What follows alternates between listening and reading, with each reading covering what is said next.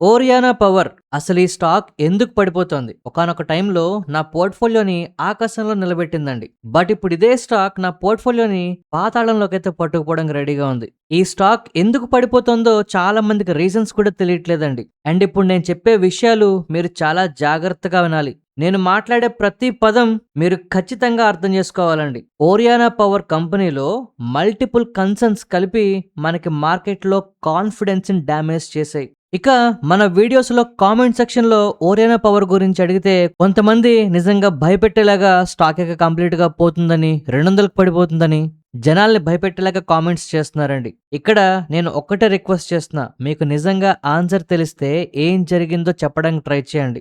వీలైతే మీ కామెంట్ వల్ల భరోసా రావాలి. లేదు అంటే ఇప్పుడున్న పరిస్థితి మీద క్లారిటీ రావాలి. అంతేగాని భయాలు పెంచేలాగా ప్రయత్నం చేయకండి. ఇక్కడ ఈ వీడియో చూస్తున్న ప్రతి ఒక్కళ్ళకి నేను చాలా క్లియర్‌గా చెప్తున్న ఒక మాట. ఎప్పుడైతే ఈ స్టాక్ ₹3000 టచ్ అయిందో మీరు కావాలంటే వెతకండి. మన ఛానల్‌లో ఉండే ప్రతి వీడియోని ఒక ఛాలెంజ్‌గా తీసుకొని చూడండి. ఓరియానా పవర్ గురించి ఎవ్వరు అడిగినా నేనేం రిప్లై ఇచ్చానో గమనించండి. 2 విషయాలు చాలా క్లియర్‌గా ఉంటాయి. ఒకటి నేను హోల్డ్ చేస్తున్నాను. 2 ఈ స్టాక్‌లో ఉండే రిస్క్‌ని గమనించండి అని చెప్పేవాడిని. ప్రతి వీడియో కింద కామెంట్స్ వచ్చాయి కదా! ఆ కామెంట్స్‌కి ఏం రిప్లై ఇచ్చానో చూడండి ఓరియానా పవర్‌కి. అండ్ ఇవాళ మీకు మళ్ళీ చెప్తున్నానండి. ఇక్కడి నుంచి ఓరియానా పవర్ ఏం జరగబోతోందో మీకొక క్లారిటీ వచ్చేలాగా ఈచ్ అండ్ ఎవ్రీ విషయం మీకు చెప్తాను. అసలు ఈ స్టాక్‌లో ఏం జరుగుతోంది అంటే మొట్టమొదటి పెద్ద ఇబ్బంది రీసెంట్‌గా వచ్చిన రిజల్ట్స్. నన్నడిగితే ఆ రిజల్ట్స్ మంచి రిజల్ట్సేనండి. ఎందుకంటే రెవెన్యూస్ 83.7% పెరిగి 1814 కోట్లకు చేరింది. ప్రాఫిట్ ఆఫ్టర్ టాక్స్ 59% పెరిగి 252 కోట్లకు చేరిందండి. ఈ నంబర్స్ చూస్తే పర్ఫార్మెన్స్ ఏం వీక్ కాదు.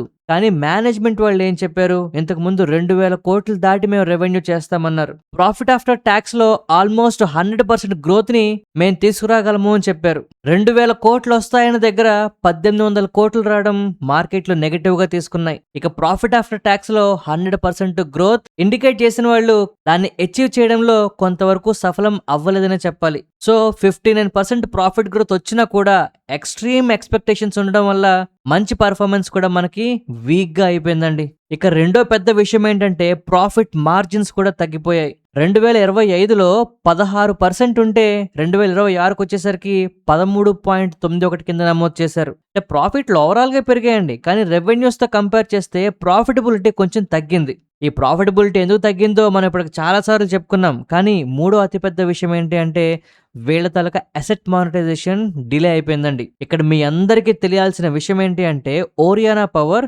వాళ్ళ సొంత ల్యాండ్ లో ఈ సోలార్ ప్రాజెక్ట్స్ ని డెవలప్ చేసి వాటిని అమ్ముతుందండి. సో ఈ ట్రాన్సాక్షన్ FY26 లో మన ప్రాఫిట్స్ కి మేజర్ కంట్రిబ్యూషన్ అయితే ఇవ్వాల్సి ఉంది. కంపెనీ వాళ్ళు ఏం చెప్పారంటే FY26 లో ఈ డీల్ క్లోజ్ అవుతుంది అని చెప్పారు. కానీ డిలే అయిపోయిందండి. ఆ తర్వాత FY27 లో ఫస్ట్ క్వార్టర్ కి షిఫ్ట్ చేశారు. ఈ మధ్యలో మరొక 3 నెలల వరకు కంప్లీషన్ జరగడానికి టైం పడుతుందని కాస్త టైం పొడిగించారు. ఈ విధంగా రిపీటెడ్ గా టైం లైన్స్ ని చేంజ్ చేశారండి. దీనివల్ల మార్కెట్ లో కాస్త అనుమానాలు అయితే పెరుగుతున్నాయి. ఇన్వెస్టర్లకి పేషెన్స్ తగ్గిపోతుంది. అండ్ ఇవి ఇలా జరుగుతుంటే మరో పక్క ఏం జరుగుతోంది? కంపెనీ తలకు అప్పులు పెరుగుతున్నాయండి. ఫినాన్స్ కాస్ట్లు పెరిగిపోతున్నాయి. ఇక్కడ మీరు అడగచ్చు అప్పులు ఎందుకు పెరిగిపోతున్నాయి అని. ఇప్పుడు ఈ కంపెనీ ఏదైనా ఒక కొత్త ప్రాజెక్టులకి టెండర్ వేయాలన్నా, ఒక ప్రాజెక్ట్ ని కంప్లీట్ చేయాలన్నా డబ్బులు కావాలంటే వీళ్ళ అసెట్స్ అమ్మాలండి. వీళ్ళ బిజినెస్ అదే కదా. ఇప్పుడు ఆ అసెట్స్ అమ్మడమే డిలే అయిపోతే డబ్బులు ఏం చేస్తారండి? అప్పులు పెంచుతున్నారు. అండ్ అలాగే ఫినాన్స్ కాస్ట్లు కూడా పెరిగిపోతున్నాయి. ఇంతకుముందు 24 కోట్లు 25 కోట్లు ఉంటే ఇప్పుడు అది 63 కోట్ల వరకు దగ్గరగా పెరిగిపోయిందండి. అంటే బిజినెస్ అగ్రెసివ్ గా ఎక్స్పాండ్ అవుతోంది. కానీ ఆ గ్రోత్ క్యాపిటల్ ఇంటెన్సివ్ గా మారిపోతుంది అనమాట. అంటే ఎక్కువ డబ్బులు ఖర్చు పెట్టాల్సి వస్తుంది వీళ్ళు ఇప్పుడు. ఇక మరో పెద్ద విషయం ఏంటి అంటే క్రిసిల్ వాళ్ళు ఓరియానా పవర్ తాలూకా నెట్వర్త్ లో 70% అంటే ఇంచుమించుగా 550 కోట్ల వరకు ఒకే ఒక్క స్పెషల్ పర్పస్ వెహికల్లో ఇన్వెస్ట్మెంట్ చేసిందని చెప్పారు. ఈ ఇన్వెస్ట్మెంట్స్ అన్ని కూడా అసెట్ మానిటైజేషన్ ద్వారా రిలీజ్ అవ్వాలట. ఇందాక మనం చెప్పుకున్నాం కదా అసెట్స్ అమ్మడానికి టైం డిలే అవుతుందని. వీళ్ళు కూడా ఇదే పాయింట్ చెప్పారు. జనరల్ గా క్రిసిల్ వాళ్ళు రేటింగ్ ఇస్తున్నప్పుడు కంపెనీలో ఉన్న ఇబ్బందులు ఏమైనా ఉంటే వాళ్ళు చెప్తారండి. సో ఈ ట్రాన్సాక్షన్ మనకి టైంలీ జరగకపోతే కంపెనీకి కావాల్సిన లిక్విడిటీ, లెవరేజ్ ఇవన్నీ కూడా ఇబ్బంది పెడతాయి. ఫ్యూచర్ ఫండింగ్ మీద ప్రెషర్ వస్తుందండి. ఇప్పుడు అదే జరుగుతుంది. ఈ ప్రెషర్ వల్లే అప్పులు పెంచుతున్నారు. ఇక్కడ వరకు ఉన్న ప్రతి పాయింట్ కూడా ఒక బిజినెస్ కి రావాల్సిన రెగ్యులర్ ఇబ్బందులండి. అన్ని కంపెనీలకి ఏదో ఒక టైంలో బిజినెస్ లో ఇబ్బందులు వస్తుంటాయి. కానీ ఓరియానా పవర్ కి ఇది కత్తి మీద సాములా మారిపోతోంది. కారణం ఏంటి అంటే ఇది ఎస్ఎంఈ స్టాక్‌లో ఉండడం. ఇక్కడ లిక్విడిటీ కంపారిటివ్‌లీ కాస్త తక్కువ ఉంటుందండి.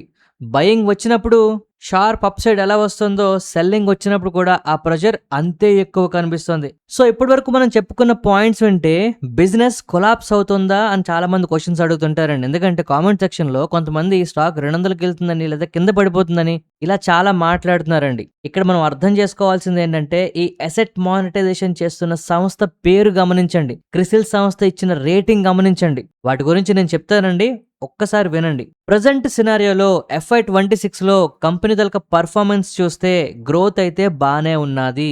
కాకపోతే ఓన్లీ ప్రాబ్లం ఏంటి అంటే ఇన్వెస్టింగ్ యాక్టివిటీ కోసం దాదాపు 506 కోట్లు స్పెండ్ చేసిందండి కంపెనీ. కానీ ఆపరేటింగ్ క్యాష్ ఫ్లో ఆ ఇన్వెస్ట్మెంట్స్ రిక్వైర్మెంట్ ని పూర్తిగా కవర్ చేయట్లేదు. అప్రాక్సిమేట్లీ 185 కోట్ల వరకు ఫినాన్సింగ్ యాక్టివిటీస్ ద్వారా వచ్చింది. అంటే కంపెనీ క్యాష్ జనరేట్ చేస్తుందండి, కానీ ఎక్స్పాన్షన్ కోసం ఎక్స్టర్నల్ ఫండింగ్ రిక్వైర్మెంట్ ఇంకా పెరుగుతోంది. సో దీన్ని ఒక ఇబ్బందిగా చూడాలి తప్పితే బిజినెస్ కొలాప్స్ అయిపోతుందని చెప్పలేం.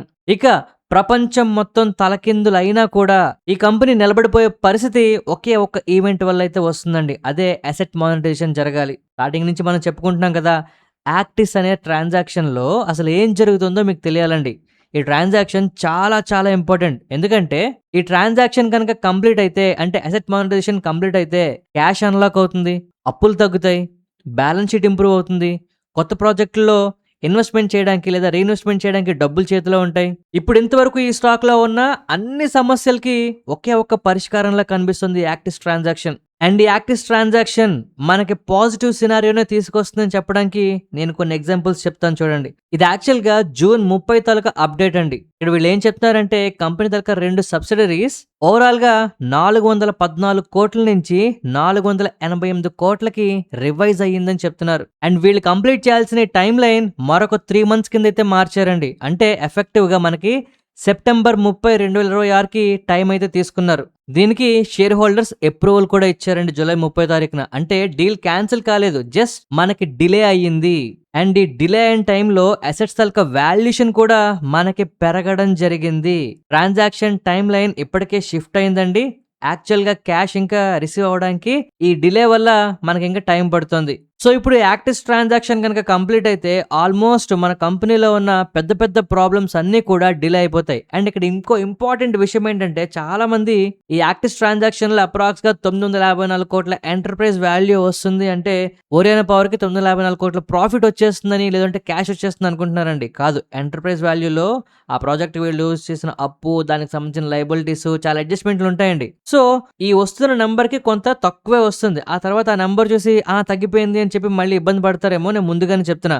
సో హెడ్లైన్ వాల్యుయేషన్ కాకుండా యాక్చువల్ క్యాష్ వీళ్ళకి ఎంత వస్తుంది అనేది కూడా మనం తర్వాత గమనించాలి. సో ఓరియానా పవర్ కి ఎంటైర్ సినారియోలో మనం గమనించాల్సింది ఏంటి అంటే సెప్టెంబర్ 30వ తారీఖు, ఇది ఆగస్ట్ అండి, అవునా? ఈ వీడియో నేను 19వ తారీఖు చేస్తున్నానండి. అంటే ఇంచుమించుగా మరొక నెల 10 రోజులు, 40 రోజులు టైం ఉందండి దగ్గరగా. ఈ 40 రోజుల్లో ఈ ట్రాన్సాక్షన్ మనకి కంప్లీట్ అయ్యింది అనే న్యూస్ కనుక వచ్చిందా ఓరియానా పవర్ గాలి పీల్చుకుంటుందండి. మళ్ళీ మనకి ప్రైస్ లో స్టెబిలిటీ కనిపిస్తుంది. సో ఈ ట్రాన్సాక్షన్ కంప్లీట్ అయిన తర్వాత పరిస్థితి ఏంటి? ఈ కంపెనీకి 6,800 నుంచి 7,000 కోట్ల ఆర్డర్ బుక్ చేతిలో రెడీగా ఉందండి. రెవెన్యూస్, ప్రాఫిట్స్ రెండు కూడా 50% CAGR తో పెరుగుతున్నాయి. ఫేవరబుల్ కండిషన్స్ కనుక మార్కెట్లో ఉంటే 70% వరకు గ్రోత్ పొటెన్షియల్ ఉంది అని చెప్తున్నారు. FY27 లో బెస్ట్ తాలూకా కంట్రిబ్యూషన్ 35 to 40% ఉంటుంది అని చెప్పారు. FY27 లో 500 మెగావాట్ల అసెట్ మానిటైజేషన్ మళ్ళీ చేస్తారు వీళ్ళు. అండ్ మేనేజ్మెంట్ వాళ్ళు క్లియర్ గా ఏం చెప్తున్నారంటే వచ్చే 10 ఏళ్ల వరకు చాలా మంచి పొటెన్షియల్ గ్రోత్ ఉంటుంది అని మాట్లాడుతున్నారు. అఫ్ కోర్స్ ప్రతి కంపెనీ కూడా వాళ్ళ తాలూకా బిజినెస్ గురించి, గ్రోత్ గురించి బాగానే మాట్లాడతారు అనుకోండి. ఓవరాల్ గా మేనేజ్మెంట్ పరంగా బిజినెస్ వాళ్ళు అప్డేట్ చేస్తున్నవి, వాళ్ళు చూపిస్తున్నవి కరెక్ట్ గానే ఉన్నాయి, కాన్ఫిడెంట్ గా ఉన్నారండి వీళ్ళు. కానీ ఆపరేషనల్ గా మనకి మేనేజ్మెంట్ కొంత సెలెక్టివ్ గా కూడా కనిపిస్తుంది కొన్ని విషయాల్లో.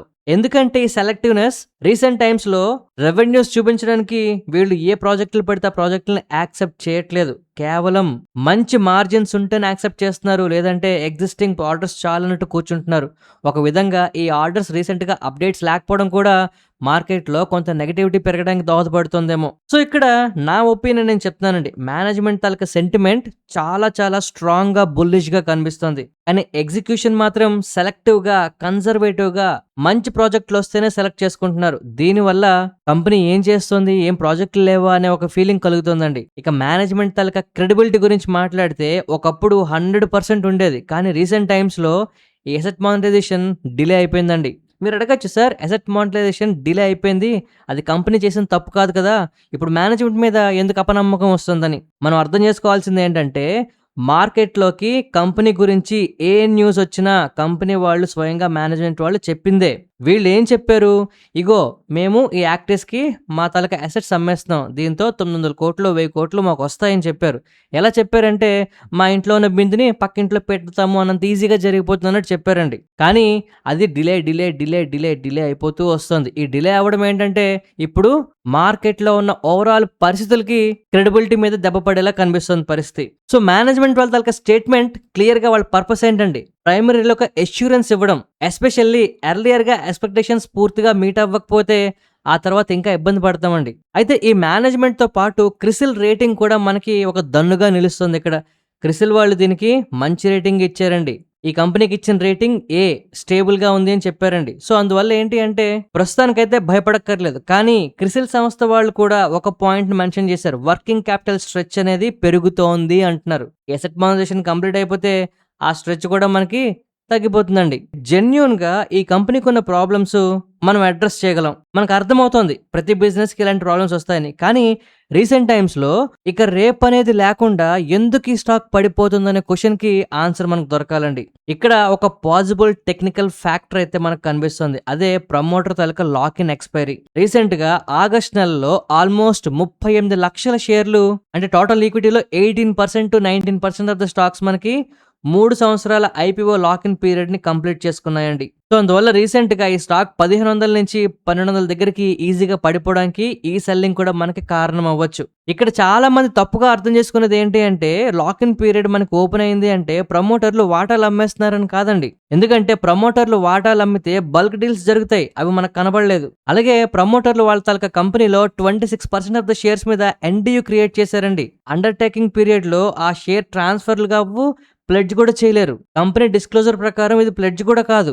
సో, ఇప్పుడు లాక్ ఇన్ ఎక్స్‌పైరీ మనకు ఓపెన్ అయిపోయింది, సెల్లింగ్ ప్రెషర్ పెరిగిపోతుంది అని చాలా మంది ఫియర్ క్రియేట్ చేస్తూ ఉండొచ్చండి. కానీ ప్రమోటర్లు నిజంగా సెల్ చేశారనేది కన్ఫర్మ్ చేసే ఎవిడెన్స్ అయితే మనకి లేదు. అందువల్ల మార్కెట్‌లో ప్రమోటర్లు వాటాలు అమ్మేస్తున్నారనో, లేదు అంటే 3 year lock in period expiry open అయిపోయిందనో ఇలా రకరకాల న్యూస్‌లు మనకి మేబీ మీ వరకు రాకపోయి ఉండొచ్చు. బట్ ఫ్యూచర్‌లో ఖచ్చితంగా దీని మీద మళ్ళీ మాటలైతే వస్తాయండి. బిజినెస్‌కు ఉండాల్సిన రెగ్యులర్ ప్రాబ్లమ్సే వీళ్ళకి ఉన్నాయి. బట్ ఆ రెగ్యులర్ ప్రాబ్లమ్ ఖచ్చితంగా క్లియర్ అవ్వడానికి మేనేజ్‌మెంట్ వాళ్ళు జరిగిపోతుందని చెప్తున్నా ఇన్వెస్టర్స్‌లో కాస్త భయాలు పెరుగుతున్నాయండి. సో, ఇక్కడి నుంచి ఈ విషయాన్ని మనం ట్రాక్ చేయాలి. ఏంటవి? యాక్టిస్ మనకి అసెట్ మానిటైజేషన్ ఎంత వారం కంప్లీట్ చేస్తుంది? సెప్టెంబర్ 30 డెడ్‌లైన్ అండి. ఇవి మనం చూడాలి. ట్రాన్సాక్షన్ లీగల్‌గా కంప్లీట్ అయిపోయిందా?